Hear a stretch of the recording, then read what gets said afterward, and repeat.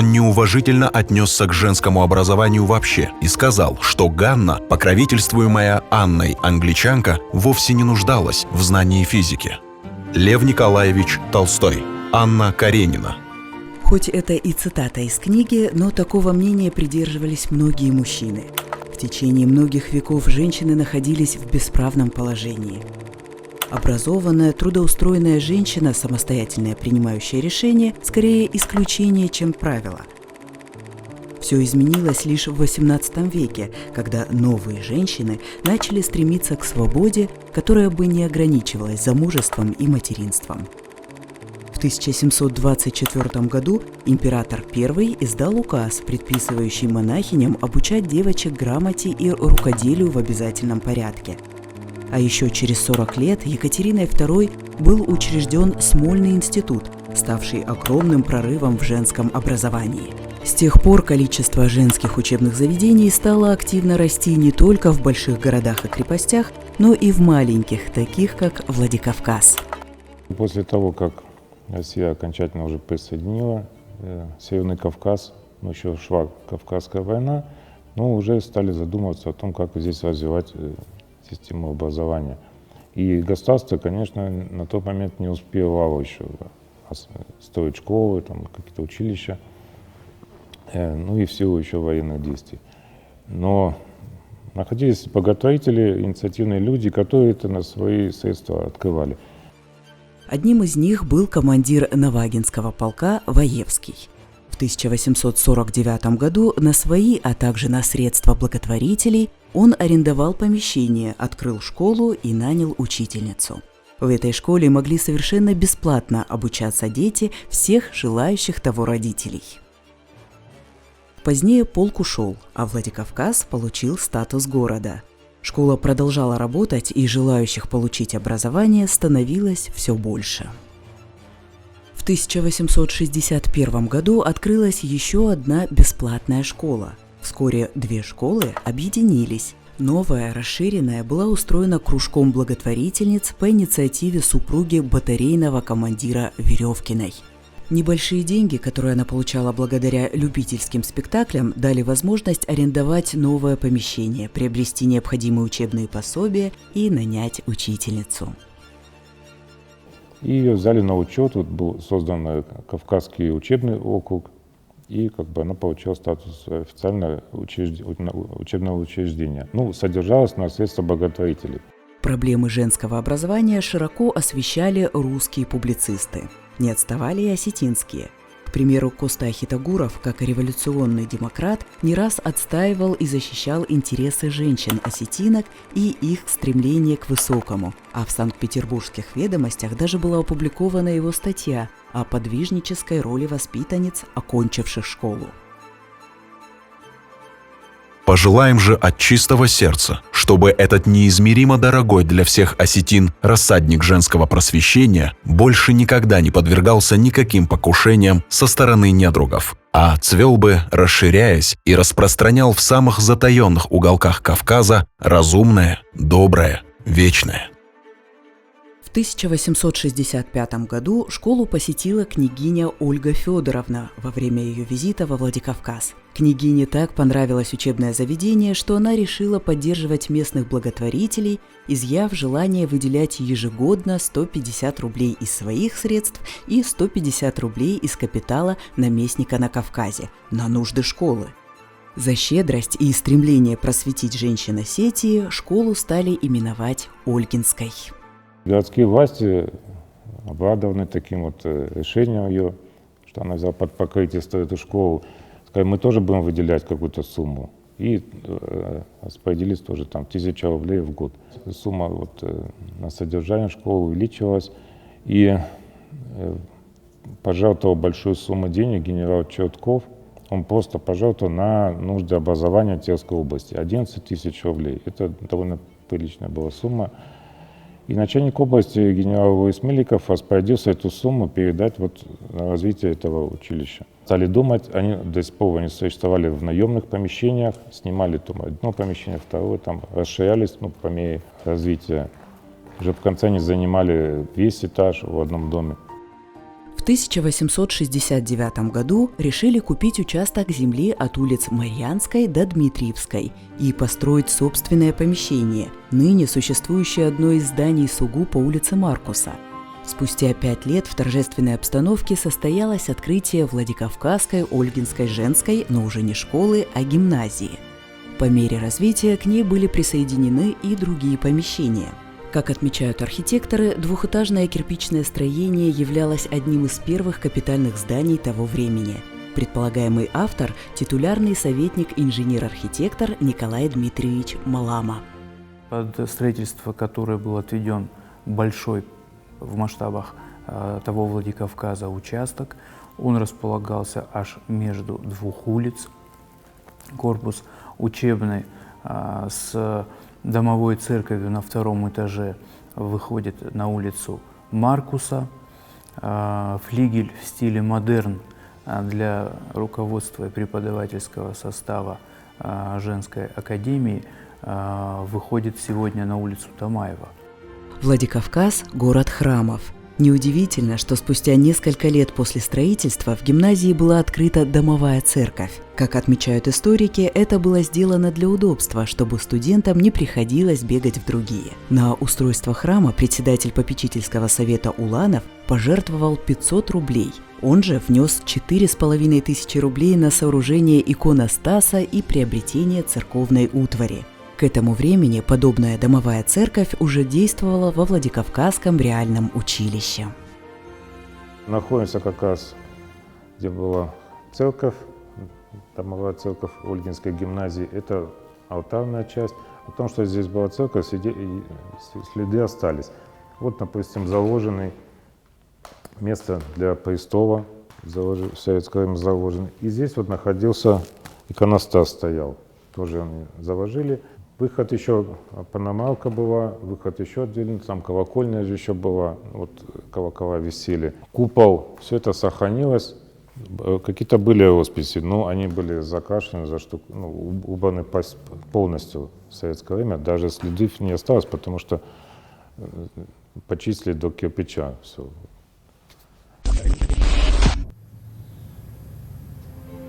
Начиная с середины 90-х годов XIX века, Ольгинская гимназия считалась самым престижным учебным заведением в Терской области. Самые состоятельные и уважаемые семьи Владикавказа стремились устроить сюда своих детей. Всего в школе насчитывалось 11 основных классов и 6 параллельных, в которых обучалось около 600 учащихся. На 1913 год их стало почти вдвое больше. Из 788 учениц русских было 573, армянок – 61, представительниц горских народов – 32, грузинок – 24, евреек – 24, татарок – 20 и других – 54. По окончанию 7 классов плюс подготовительного девушки получали аттестат. К примеру, этот был выдан в 1887 году дочери мирового судьи Сапроновой Серафиме Константиновне. По сохранившемуся документу можно понять, что девочка стремилась к знаниям, а потому получила самые высокие оценки по всем предметам. Образование было тогда платное в целом, то есть плата была за обучение здесь. И, конечно, простые жители не могли, но существовали стипендии, то есть это стипендия не как сейчас платят учащимся, а стипендия – это плата за обучение этого человека.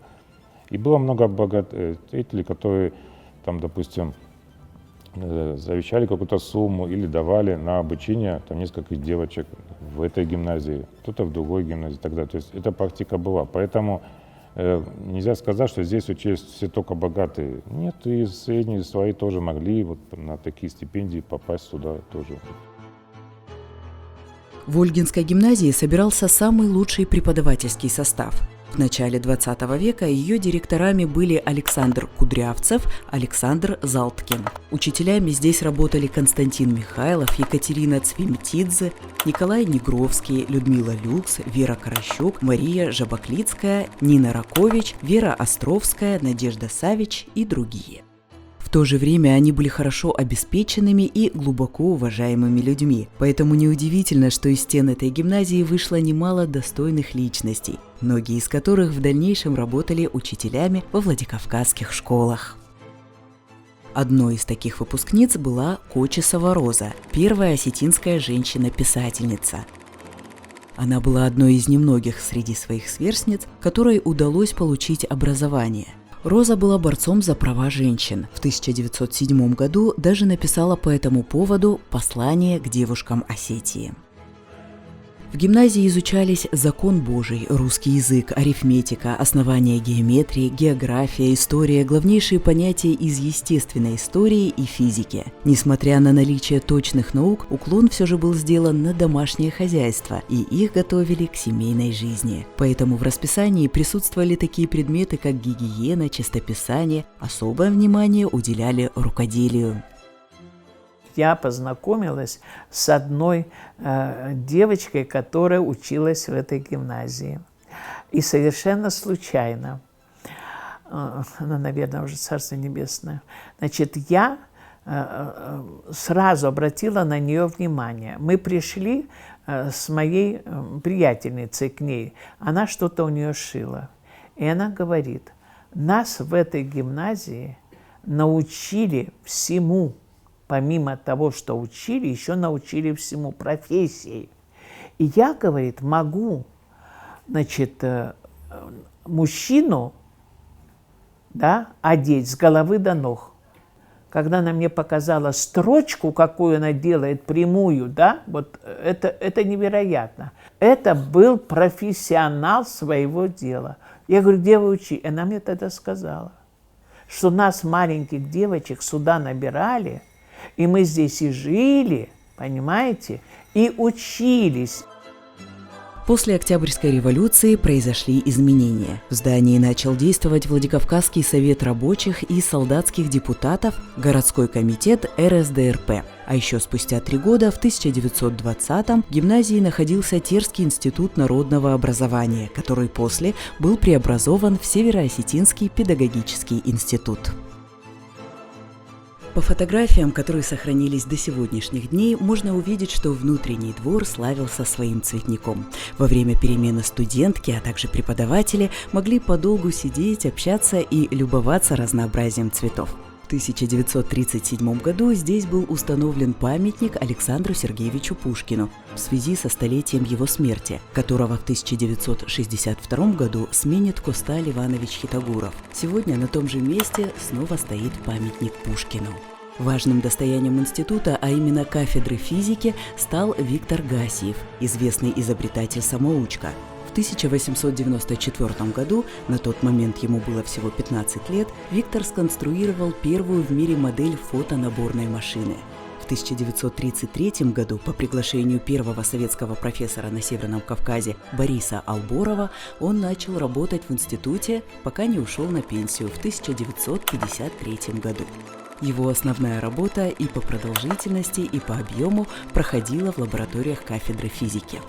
В годы Великой Отечественной войны, когда немецкие войска уже подходили к Владикавказу, к Осетии, то пединститут Североосетинский был эвакуирован, а помещения эти были использованы под военный госпиталь, он был заполнен ранеными. И в октябре-ноябре 1942 года подвергался бомбежке, Владикавказ бомбили, в том числе и вот это здание тоже подвергалось бомбежке. Война закончилась, все постепенно возвращалось на свои места. Институт продолжил свою работу. Участники Великой Отечественной войны, не все, но вернулись к прерванной учебе. К примеру, на этой фотографии профессор Скидский и его студенты встретились после победы над фашистами.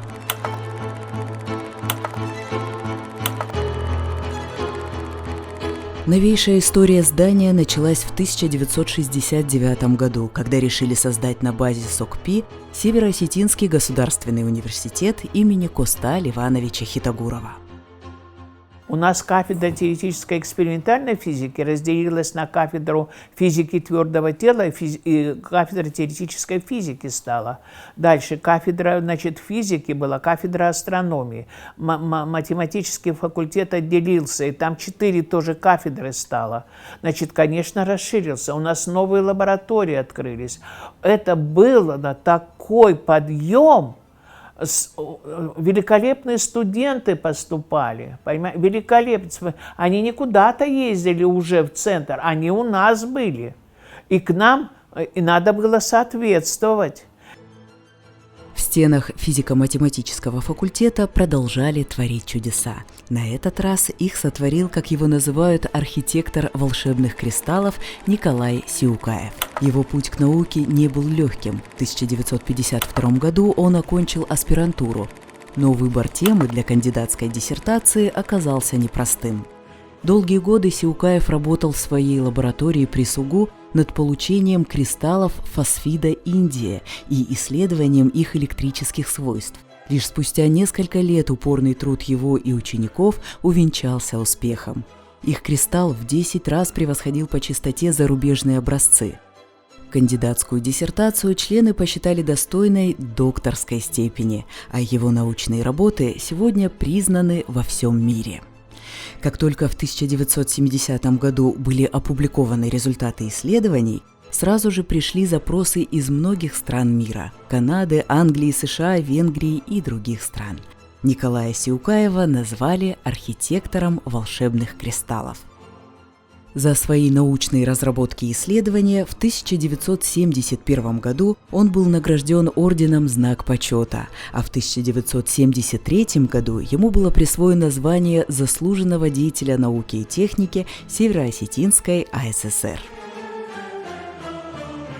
Когда я начала работать, мне очень помог Николай Васильевич Сиукаев, заведующий кафедрой теоретической физики. Значит, я начинала ассистентом на этой кафедре. А он мне сразу передал свой курс. Он читал курс электродинамики и мне передал этот курс. И когда я, значит, начала читать, он первую, значит, там введение в электродинамику, он мне даже конспект проверил первый, понимаете, и сказал, ну что, так пойдет. А потом студенты к нему пришли и сказали: староста, она говорит, так много говорит, а мы ничего не понимаем, что она говорит. Не успеваем. Он снова ко мне пришел на лекцию. Я до сих пор помню, что я читала. А он говорит: Антонина, ты что делаешь?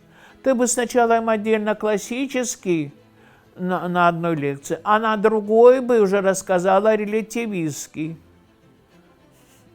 И я поняла, что я слишком взяла высокий и объемный темп, понимаете, слишком много. И начала после этого разделять.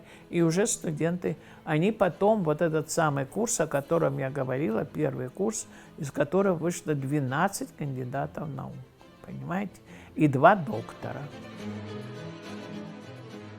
Кто бы мог подумать, что когда-то, 150 лет назад, здание, которое считалось роскошью лишь потому, что в нем могли обучаться девочки из обычных семей, перерастет и станет физико-математическим факультетом Северо-Осетинского университета. Что девочки наравне со своими однокурсниками смогут получать высшее образование и создавать новые изобретения. Сегодня из стен когда-то женской Ольгинской гимназии выходят физики-исследователи, нанотехнологи, геофизики, физики-инженеры, программисты, радиофизики и астрономы. И за ними будущее.